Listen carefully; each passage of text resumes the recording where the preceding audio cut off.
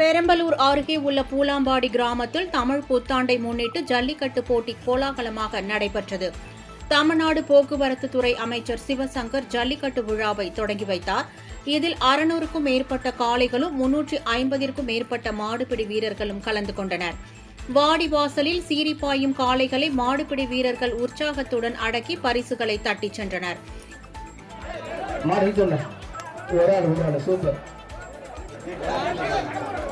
வாழ்த்துக்கள்ப்பா பாப்பா பரிசு வாங்கிக்க. மாடு வந்துப்பா, அருமையான மாடு வெற்றி பெறுதுப்பா. முத்துசாமி மாடு வெற்றி பெற்றது. கள்ளப்பந்தரை மாடு ஒரு சோபா.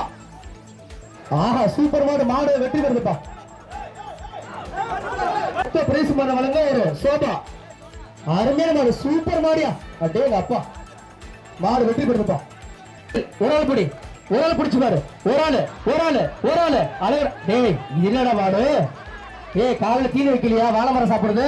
அருமையான மாடு, சூப்பர் மாடியா.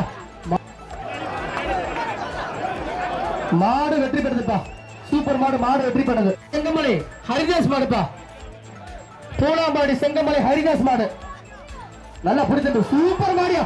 ஆஹா, அருமையான மாடு ஒரு கட்டில்பா. தத்தோ பிரைஸ் மாடு கட்டில். கூத்த பெருமாள் கோயில் மாடு ஒரு சோபா. அருமையான மாடு வெற்றி பெற்றது. மாட்டுக்கு தள்ளி போயிடானே. கட்டில்பா, ஒரு கட்டில். அருமையான மாடு வெற்றி பெறுதுப்பா. இதேபோல் புதுக்கோட்டை மாவட்டம் ஆலங்குடி அருகே உள்ள வேங்கிடகுளம் கிராமத்தில் சித்திரை தமிழ் புத்தாண்டை முன்னிட்டு வடமாடு மஞ்சுவிரட்டு போட்டி நடைபெற்றது. 117 மாடுபிடி வீரர்கள் கலந்து கொண்டு காளைகளை தழுவியதை ஏராளமான பொதுமக்கள் ஆரவாரத்துடன் கண்டு ரசித்தனர்.